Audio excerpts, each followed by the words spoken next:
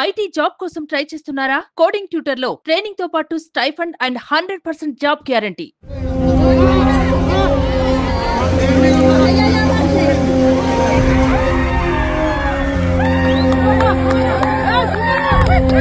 మొత్తం 4 రూమ్స్లలో 3 రూమ్స్ కూలిపోయినాయి. ఒకే ఒక రూమ్ మీద ఉన్నాం మేము. దాదాపు ఒక 4.5 5 అవర్స్ దాకా ఒకే రూమ్ మీద ఉన్నాం మేము.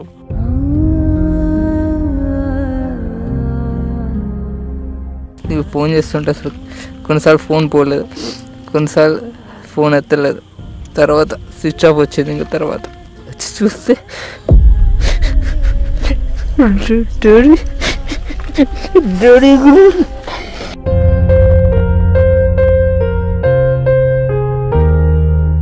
డాడీ అప్పుడు ఒకవేళ పడితే ఆ చెట్టుని పట్టుకోరా అని చూపించిండు కొన్ని చెట్లని. ఇద్దరం అసలు మమ్మీ ఎడిపోయిందో కూడా తెలియదు ఫ్లోలో.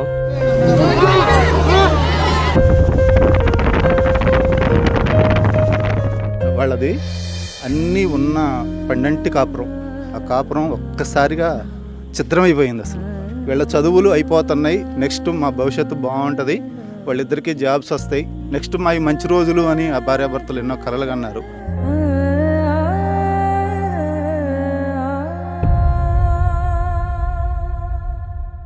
ప్రస్తుతం ఎక్కడైతే కూసుమంచి మండలంలోని గూడెం వద్ద జరిగినటువంటి ప్రమాదం, అంటే ఒకసారిగా పాలేరుకు సంబంధించినటువంటి రిజర్వాయర్ ఓవర్ఫ్లో అవడం వల్ల ఒక కుటుంబం ఆ వరద నీటిలో చిక్కుకుపోయింది. దాదాపు 8 గంటల పాటు అరచేతిలో ప్రాణాలను పెట్టుకొని బిక్కుబిక్కుమంటూ కాలం వెళ్ళదీసినటువంటి పరిస్థితి. కానీ దురదృష్టవశాత్తు తల్లి తండ్రిని ఇద్దరిని కోల్పోవడం జరిగింది.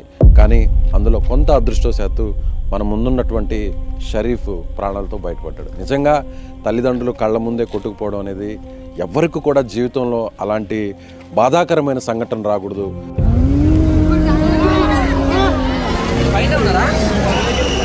సో ఇక్కడ కుటుంబ సభ్యులందరూ కూడా ఉన్నారు. వారి తల్లి మృతదేహం కూడా ఇవాళే దొరికింది. 2 రోజుల కిందట తండ్రి మృతదేహం దొరికింది. ఇప్పుడు ఖననానికి సంబంధించినటువంటి ఏర్పాట్లన్నీ కూడా జరుగుతున్నాయి. కుటుంబ సభ్యులందరూ కూడా ఆ ఇద్దరు కుటుంబాలకి, షరీఫ్ వారి సోదరుడు కూడా బెంగళూరులో చదువుతున్నాడు, షరీఫ్ కూడా చదువుతున్నాడు. కానీ అనారోగ్యంగా ఉండడం వల్ల 2 రోజుల కిందటే ఇంటికి వచ్చాడు. అసలు ఏం జరిగింది? కానీ ఈ టైంలో షరీఫ్ని మనం మాట్లాడించే ప్రయత్నం చేయాలన్నా కూడా కొంత ఇబ్బందిగా ఉంది. కానీ ప్రభుత్వం వైపు నుంచి ఏం జరిగిందనే విషయాన్ని కానీ ఓపెన్గా చెప్పగలిగితే ప్రభుత్వం కూడా పూర్తిగా సహకారం అందించాలని మనం కూడా సుమన్ టీవీ తరఫున కోరుకుంటున్నాం. ఒకసారి మాట్లాడించేటువంటి ప్రయత్నం చేద్దాం. షరీఫ్, సారీ అమ్మా, ఈ టైంలో నిన్ను మాట్లాడించడం మాకు కూడా బాధగా ఉంది. కానీ కొంచెం ఓపిక తెచ్చుకుని అసలు ఏం జరిగిందమ్మా, ఎంత ఇబ్బంది పడ్డారు అడగడానికి కూడా నాకు కూడా చాలా ఇబ్బంది. అసలు బతుకుతారు అనుకున్నారా అమ్మా నాన్న? 12 దాకా మాకు హోప్ ఉంది, హెలికాప్టర్ వచ్చిద్ది అన్నారు.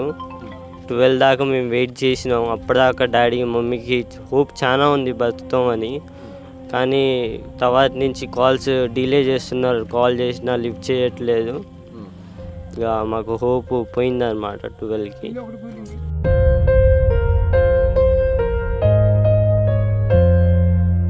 మామూలుగా మీరు ఇంట్లో పడుకో ఉన్నారా? మీకు ఎన్ని గంటలకి ఫ్లడ్ వస్తుందని మీకు తెలిసింది? అసలు ఏం జరిగింది కొంచెం వివరించగలవా? మాకు ఎవరు ఇన్ఫర్మేషన్ అయితే ఇవ్వలేదు ఇంతగానం వస్తుందని. అరౌండ్ 5:30కి మేము బయట చూసినప్పుడు రోడ్డు మీదకి నీళ్ళు వచ్చేసినాయి. అప్పటికే మేము బయటికి వెళ్దామని బ్యాగ్ సర్దుకున్నాం ఉదయం 5:30కి. అయితే బయటికి వెళ్దాం అనుకున్నప్పుడు మా ఇంటి గేట్ల దగ్గర అప్పటికే ఫ్లో వచ్చేసింది అన్నమాట. వాటరు బయటికి వెళ్ళకుండా కొట్టేసింది దారి. అప్పటికే బయటికి వెళ్ళేది కాలేదు మేము. ఇక అప్పటి నుంచి ఇక మొదలుపెట్టినాం, ఊరోళ్ళకి ఫోన్లు చేస్తున్నాం, ఇరికినాం మమ్మల్ని కాపాడాలని. అప్పటి నుంచి 7 దాకా ఫోన్లు చేస్తూనే ఉన్నాం, కిందే ఉన్నాం. అప్పటిని ఫ్లో సడన్గా పెరిగినాయి అన్నమాట. ఫ్లో పెరిగినప్పుడు మేము ఇక ఇల్లు ఎక్కుదాం అనుకున్నాం. ఇల్లు ఎక్కినాం, మమ్మీ, నేను, డాడీ 3 మొబైళ్ళు తీసుకొని, నాయి డాడీ ఇక అందరికి ఫోన్లు చేసి వెయిట్ చేస్తూ ఉన్నాం మేము, ఎవరన్నా వస్తారా అని హెల్ప్కి. 5 గంటలకి ఫ్లడ్ వచ్చింది అంటున్నారు. మీరు బిల్డింగ్ పైకి, అంటే ఇంటి పైకి ఎన్ని గంటలకు ఎక్కారు మీరు? అరౌండ్ 7:30 8కి. 8 నుంచి మీరు కాల్స్ చేస్తూ ఉన్నారు? కాల్స్ చేస్తూనే ఉన్నాం. అప్పుడు మీకు లైఫ్ జాకెట్స్ డ్రోన్ ద్వారా పంపించారు. ఎన్నింటికి పంపించారు? 12 11:30 12 అయింది. ఆ తర్వాత జాకెట్స్ వేసుకున్నారా? జాకెట్స్ వేసుకున్నాం. నువ్వు వేసుకున్నావు, అమ్మ వేసుకుంది, నాన్న కూడా ముగ్గురం వేసుకున్నాం లైఫ్ జాకెట్స్. తర్వాతకి అరౌండ్ 1:30కి మాది మొత్తం 4 రూమ్స్లలో 3 రూమ్స్ కూలిపోయినాయి. ఒకే ఒక రూమ్ మీద ఉన్నాం మేము. దాదాపు ఒక 4.5 అవర్స్ దాకా ఒకే రూమ్ మీద ఉన్నాం మేము. తర్వాతకి ఆ ఒక్క రూమ్ కూడా పడిపోయింది అనమాట. పడిపోయినప్పుడు ముగ్గురం ఇక కొట్టుకొని పోయినాం. డాడీ అవుపడలేదు. కొద్దిసేపటికి మమ్మీతో నేనున్న ఒక 1 minute దాకా, మమ్మీ కూడా కొద్దిసేపు అయినాక అవుపడలేదు.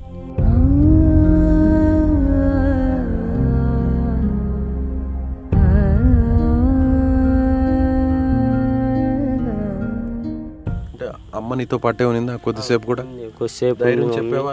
నువ్వేమన్నా అమ్మకి ధైర్యం చెప్పావా? అమ్మ కూడా నీకేమన్నా ధైర్యం చెప్పింది? డాడీ అవపడపోయి మమ్మీ డాడీని చూడరా అన్నది. నేను డాడీ అని మొత్తుకున్నా ఒక 2-3 సార్లు. డాడీ రిప్లై రాలేదు వీటి నుంచి. ఫ్లో ఎంత ఎక్కువగా ఉన్నిందమ్మా? అంటే అమ్మ పక్కనే ఉన్నింది కదా, పట్టుకోలేకపోయావు అమ్మని? లేదు, పట్టుకోలేనంత ఫ్లో ఉంది. ఫ్లో చాలా ఎక్కువ కదా. మరి పైన నీటి పైన తేలుతారు కదా? తేలాము.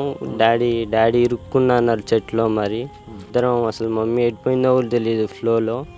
అప్పుడు ఆ 8 గంటలు అరచేతుల్లో ప్రాణాలు పట్టుకొని ముగ్గురు కూడా మాట్లాడుకుంటూ ఉంటారు. ఏదన్నా జరిగితే నెక్స్ట్ ఏంటి, ఏం చేయాలని. ఎలా అయినా అమ్మ నాన్న ముగ్గురు బతుకుతారనే నమ్మకంలో ఉన్నారా అమ్మ నాన్న? ఉన్నారు. అమ్మలో హోప్, హెలికాప్టర్ వస్తుంది మనం ఇలా కాపాడుతారేమో అని ఇప్పటిదాకా హోప్ ఉంది మాకు. 12-12:30 దాకా కూడా. కానీ 12కి అయిపోయింది. మా ఉన్న రూమ్ కూడా గూలేటట్టుందని మాకు అర్థమైపోయింది. అప్పుడు ఏమన్నా నాన్న ఏమన్నా మీతో చెప్పడం జరిగిందా? అమ్మ ఏమన్నా నీతో కొన్ని మాటలు ఏమన్నా చెప్పడం జరిగిందా? ఇలా ఏదన్నా జరిగితే తర్వాత ఎలా ఉండాలి, కాపాడుకోవాలి, ఒకరినొకరిని ఎలా కాపాడుకోవాలి, ఏదైనా చెట్టును పట్టుకోవాలి, కొమ్మలను పట్టుకోవాలి, అట్లా ఏమన్నా మాట్లాడుకున్నారు ముగ్గురు ఏమన్నా? డాడీ అప్పుడు ఒకవేళ పడితే ఆ చెట్టును పట్టుకోరా అని చూపించిండు కొన్ని చెట్లని. అమ్మ చాలా ధైర్యంగా ఉంది అన్నారు. అమ్మ కూడా మినిస్టర్తో మాట్లాడారు, పొంగులేటి శ్రీనివాసరెడ్డి గారితో. ఖచ్చితంగా హెలికాప్టర్ వస్తుంది, అలాగే మినిస్టర్ గారు కూడా ఖచ్చితంగా తీసుకొస్తామని హామీ ఇచ్చారు అని చెప్తున్నారు. అమ్మ చాలా ధైర్యంగా ఉన్నిందంట కదా చివరాఖరి వరకు కూడా? అంత ధైర్యంగా అయితే లేదు మమ్మీ చాలా భయపడుతూనే ఉంది పైన, మనం ఉండమో అని. నువ్వేమనుకున్నావు నాన్న? నువ్వేమనుకున్నావు? బతుకుతారులే అమ్మ నాన్న అనుకున్నావా? బతుకుతానని అనుకున్నా నేను చివరి దాకా కూడా. ఇలా జరుగుతుందని జీవితంలో ఊహించారు ఎప్పుడైనా? నాన్న మంచి వ్యాపారం చేసుకుంటున్నాడు, నువ్వు బ్రదర్ కానీ నువ్వు కానీ మంచిగా చదువుకుంటున్నారు, ఒక మంచి పొజిషన్లో ఉంటారు, ఫ్యామిలీ అంతా. అందరికీ నలుగురికి నేను ఇక్కడికి వస్తే అందరూ ఒకటే మాట చెప్తున్నారు, మీ ఫాదర్ అందరికి కూడా హెల్పింగ్ నేచర్ ఉన్న వ్యక్తి, అందరితో చాలా మంచిగా ఉంటారు, తన వర్క్ తను చేసుకుంటారు, మీ ఫ్యామిలీ కూడా మీరు కూడా అందరితో చాలా బాగుంటారు అంటున్నారు. కానీ ఈరోజు మొత్తం తలకిందులైపోయింది. ఏంటి నాన్న నెక్స్ట్? నువ్వు కోరుకునేది ఏంటి? గవర్నమెంట్ నుంచి కానీ, లేదంటే ప్రభుత్వం కానీ, లేదంటే ప్రభుత్వ పెద్దల నుంచి కానీ అసలు ఏం కావాలనుకుంటున్నావు? అంటే ఇలాంటి టైంలో అడగడం రాంగ్, కానీ ఎలాంటి భరోసా కావాలనుకుంటున్నావు? నాకు ఉండడానికి ఇల్లు అయితే లేదు ప్రస్తుతానికి. గవర్నమెంట్ నుంచి ఏదో కొద్దిగా సాయం అయితే ఆశిస్తున్నాం మేము. ఏం చదువుకుంటున్నాను? నేను BTech second year, BTech final year 4th year. నువ్వేమన్నా చెప్పదలుచుకున్నావమ్మా? నువ్వు ఊహించావా? ఎప్పుడు తెలిసింది నీకు ఇలా జరిగిందని? బెంగళూరులో ఉన్నావు కదా. నాకు నా ఫ్రెండ్ 10:30కి ఫోన్ చేశాడు, ఇంటికాడ పరిస్థితి బాగాలేదురా, ఒకసారి ఫోన్ చేయరా అన్నాడు. నేను అప్పటి నుంచి ఫోన్ చేస్తున్నా, ఎవరు ఎత్తలేదు. నా ఫ్రెండ్కి ఫోన్ చేశాడు, వాడు మీ ఫ్రెండ్స్ సేఫ్గానే ఉన్నారు, రెస్క్యూ టీం వచ్చింది, హెల్ప్ చేస్తారు అని చెప్పాడు. నేను ఏమంటే స్టార్ట్ అయిపోయా అక్కడి నుంచి. అప్పటి నుంచి అందరికి ఫోన్ చేసి, నాకు తెలిసిన వాళ్ళు మా ఫ్రెండ్స్ అందరికి, వాళ్ళు అందరు సేఫ్గానే ఉన్నారు అని చెప్పాడు. ఆ టైంలో అమ్మా నాన్న దగ్గర ఫోన్ ఉంది కదా, మొబైల్ ఉంది కదా, నువ్వేమన్నా మాట్లాడావా అమ్మా నాన్నకి? లేదు, నేను ఫోన్ చేస్తుంటే అసలు కొన్నిసార్లు ఫోన్ పోలేదు, కొన్నిసార్లు ఫోన్ ఎత్తలేదు, తర్వాత స్విచ్ ఆఫ్ వచ్చింది. ఇంకా తర్వాత నేను మా ఫ్రెండ్కి ఫోన్ చేసి సేఫ్ చేశారు, మంచిగా ఉన్నారని చెప్పి, తర్వాత నేను సేఫ్గానే ఉన్నారు అనుకున్నా. నేను మార్నింగ్ ఇక్కడికి 8 కల్లా రీచ్ అయ్యా. చూస్తే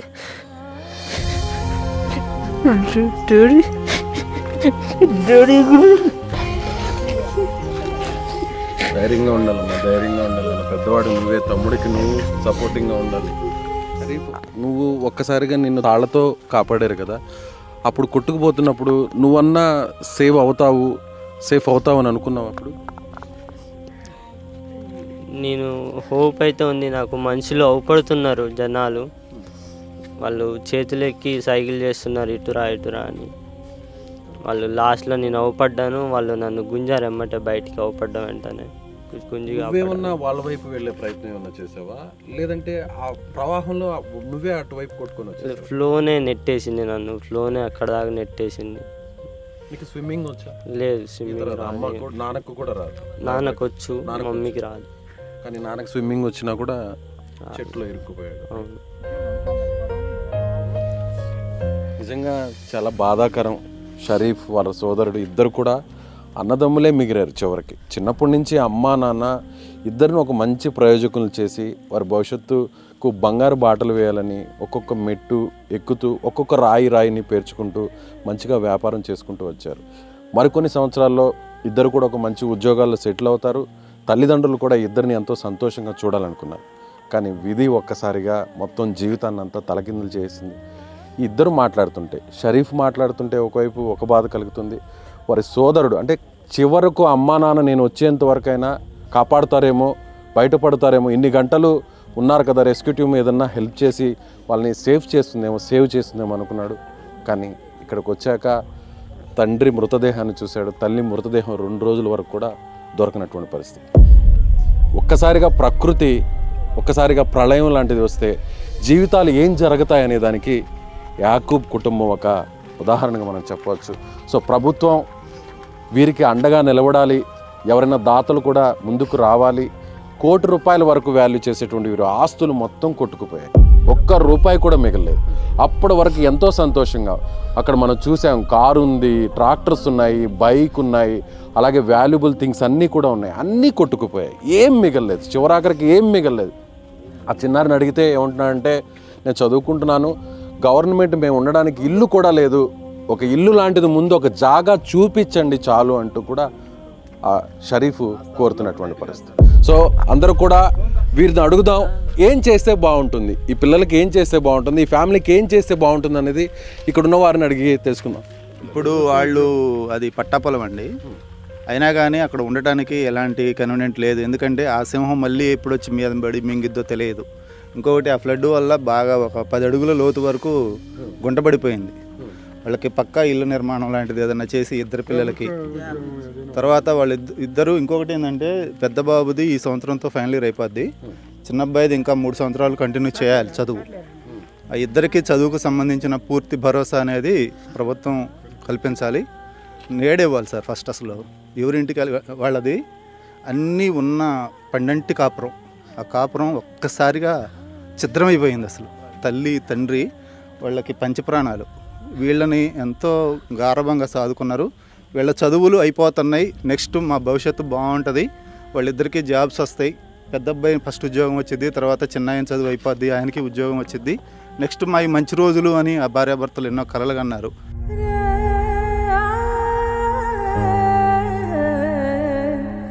ప్రతిరోజు మేము వాళ్ళతో మాట్లాడుతూనే ఉంటాం. మా సొంత బంధువు, మా సొంత అన్నయ్య, మా వదిన. ఫైనల్గా ఏం చేస్తా, ఇద్దరికి ఏం చేస్తే బాగుంటుంది? ఇద్దరిలో కనీసం ఒకరికైనా, షరీఫ్ని కాపాడారు స్థానికులు, షరీఫ్ని కల్పించాలి సార్. ఎందుకంటే విద్యార్హత ఉంది, ప్రభుత్వ ఉద్యోగం అనేది పెద్ద అబ్బాయికి ఇప్పుడు ఈ సంవత్సరంతో అందరూ ఇదే కోరుకుంటున్నారా? జాబులు రావాలా గవర్నమెంట్, మేము కోరుకునేదల్లా ఏమీ లేదు సార్. ఆ ఇద్దరు పిల్లలకి కూడా వాళ్ళకి ఆధారు ఏమన్నా ఉన్నది అని అంటే, ఆ గవర్నమెంట్ నుంచి ఏదైనా పొందగలిగేది ఏమన్నా ఉన్నదంటే ఇద్దరు పిల్లలకు కూడా జాబే సార్. ఒక్కసారి చెప్తారా ప్రభుత్వానికి తెలిసే విధంగా? కంపల్సరీగా ఖచ్చితంగా ఇద్దరికి గవర్నమెంట్ జాబ్, ఇద్దరు పిల్లలకి జాబ్, వాళ్ళకి కాపాడలేదు కాబట్టి వాళ్ళు ప్రభుత్వం జాబు ఉద్యోగాలు రావాలి, గవర్నమెంట్ జాబ్ ప్రభుత్వం కట్టియాలి.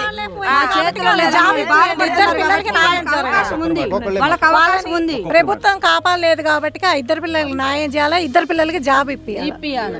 వాళ్ళు బాధపడ్డారు, ఇప్పటిదాకా మేము కాపాడలేదని బాధపడ్డారు. మీరంతా గ్రామస్తులు, బంధువులంతా, కుటుంబ సభ్యులంతా ఆ ఇద్దరు ఇప్పుడు అనాథలుగా మారారు. మీరందరూ ఇదే విధంగా చివరి వరకు సపోర్ట్ గా ఉంటారా?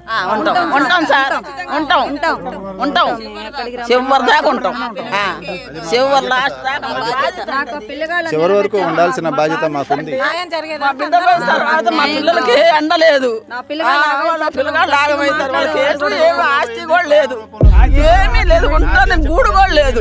కాబట్టి మీరు చేసే ప్రయత్నం చేసి వాళ్ళ జాబులు ఇప్పియాలండి. సో చూస్తున్నారు కదా వ్యూవర్స్, ఈ వీడియో చూస్తున్నటువంటి ప్రతి ఒక్కరు కూడా కింద వారి అకౌంట్ నెంబర్స్ని మెన్షన్ చేస్తాము, ఫోన్పే నెంబర్ని, గూగుల్ పే నెంబర్ని కూడా మెన్షన్ చేస్తాం.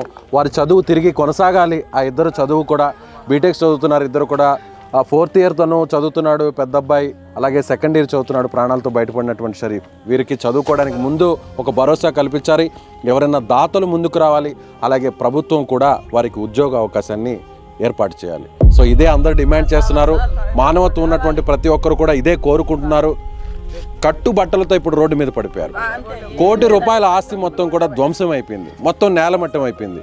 అప్పటి వరకు 12 కాపురంగా ఉన్నటువంటి ఆ కుటుంబం ఒక్కసారిగా విధి ఆడిన వింత నాటకంలో విచిత్రంగా ఆ ఇద్దరు బలైపోయారు. ప్రాణాలతో బయటపడినా కూడా ఎలా బతకాలి, రేపటి రోజు ఏంటి అనేటువంటి ఆలోచనే ఆ ఇద్దరి కళ్ళల్లో మనసులో మెదులుతుంది. సో గవర్నమెంట్ రెస్పాండ్ అవుతుంది పాజిటివ్గా, వీరందరూ కోరుతున్నట్టుగా, ఆ పిల్లలు కోరుతున్నట్టుగా పాజిటివ్గా రెస్పాండ్ అవుతుంది అనేటువంటి నమ్మకం మనకు ఉంది. అందరూ కూడా ఇదే నమ్మకం ఉంది, అందరూ కూడా నమ్మకం ఉందండి, అందరికీ ఉంది. మాకు పొంగులేటన్న వచ్చిండు, మాకు మా పిల్లలకి ధైర్యం చెప్పిండు, మాట ఇచ్చిండు, అదే ఖచ్చితంగా మాట మీద నిలబడతాడని చెప్పేసి మాకు నమ్మకం ఉంది సార్. ఆ పొంగులేటన్న ఈ పిల్లలకి ఉద్యోగం కనుక ఇస్తే ఆయన దేవుళ్ళలాగా తలుచుకుంటాం సార్. మేము ప్రాణాలు కోల్పోయినా కానీ, ఆర్థికంగా నష్టపోయినా, ప్రాణాలు కోల్పోయినా, ఇద్దరు పిల్లగాళ్ళకి కూడా ఆ పొంగిలేటన్న ఈ ప్రభుత్వంలో ఆ పిల్లలకి కనుక జాబ్ ఇస్తే ఇంతకు మించి మేము కోరుకునేది ఏమి లేదు సార్. ఆ పిల్లలు కోరుకునేదే మేము అది ఒకటి. చచ్చిపోయిన అమ్మాయి అర్ధగంట సేపు మాట్లాడింది పొంగిలేటన అన్నతో, మా బిడ్డ, మా పెద్ద బిడ్డ అర్ధగంట మాట్లాడింది. తండ్రి అంటే చనిపోయినటువంటి సైదాబి వారి తండ్రి వస్తుంది బండి అన్నాడు. మీరు ఇప్పుడు పంపించారు, కాకపోతే వాళ్ళకి వాతావరణం సహకరించలేదు. వాతావరణం సహకరించకపోయినా సరే వాళ్ళకి జాకెట్లు వచ్చినాయి, డ్రోన్ కెమెరాలతోటి పవర్ బ్యాంక్ పంపించారు. వాళ్ళు చేయగలిగేంత వరకు చేశారు. మాకు వాళ్ళు చివరి వరకు ఎంత చేయాలో అంత చేశారు. తాత అవ్వగా మీరు చెప్పండి, బిడ్డలుగా చెప్పండి, మీ మనవాళ్ళుగా చెప్పండి, మీరు ఎలాంటి సాయం ప్రభుత్వం నుంచి? వాళ్ళకి ఇద్దరు జాబ్ రావాలి, జాబ్ ఇవ్వాలి, గవర్నమెంట్ జాబ్. అలాగే చదువుకు సంబంధించినటువంటి ఆర్థిక అవసరం అనేది ఏమన్నా ఉంటే మీ దయ. వాళ్ళకి జాబులు, ఇల్లు నిలబెట్టండి. వాళ్ళు చెప్పుకునే పరిస్థితుల్లో కూడా లేరు. వాళ్ళకి ఇల్లు, ఇద్దరికి జాబులు. చనిపోయిన నా అక్క, నా సొంత అక్క, వాళ్ళకి ఏమీ లేదండి. వాళ్ళ అనాథలుగా మిగిలిపోయారు ఆ పిల్లలు. వాళ్ళకు ఉన్నదంతా అక్కడే పోయింది. వాళ్ళ అమ్మ నాన్నతో పాటు అన్నీ పోయినాయి. వాళ్ళకి ఇల్లు కావాలి, వాళ్ళకి ఒక గూడు కావాలి, వాళ్ళకంటూ వాళ్ళ కాళ్ళ మీద వాళ్ళు బతికే సాయం ప్రభుత్వం చెయ్యాలి.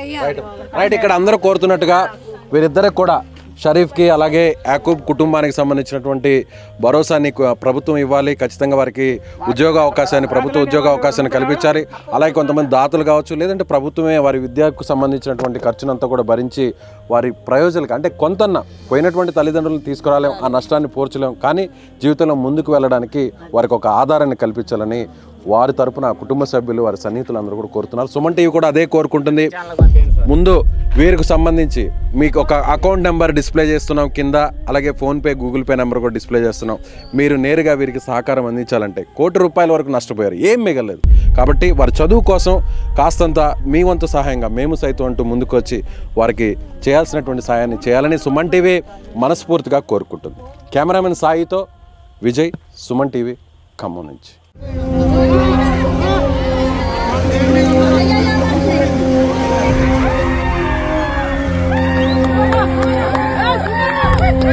మొత్తం 4 రూమ్స్లలో 3 రూమ్స్ కూలిపోయినాయి.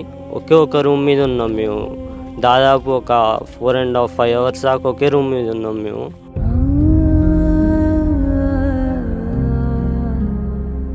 నీకు ఫోన్ చేస్తుంటే అసలు కొన్నిసార్లు ఫోన్ పోలేదు, కొన్నిసార్లు ఫోన్ ఎత్తలేదు. తర్వాత స్విచ్ ఆఫ్ వచ్చింది. ఇంకా తర్వాత వచ్చి చూస్తే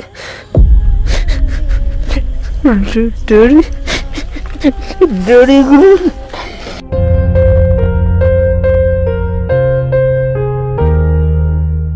ఒకసారి అప్పుడు ఒకవేళ పడితే ఆ చెట్టుని పట్టుకోరా అని చూపించిండు కొన్ని చెట్లని. ఇద్దరం అసలు మమ్మీ ఎడిపోయిందో కూడా తెలియదు ఫ్లోలో.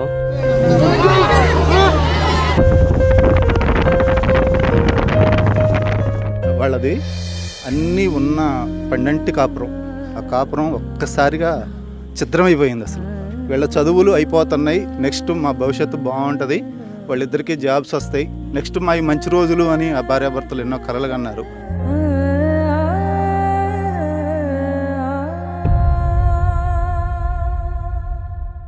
మీ బిజినెస్ ఏదైనా మీ ఊర్లో ప్రమోషన్ చేయాలంటే అది సుమన్ టీవీతోనే సాధ్యం. ఇప్పుడే సంప్రదించండి.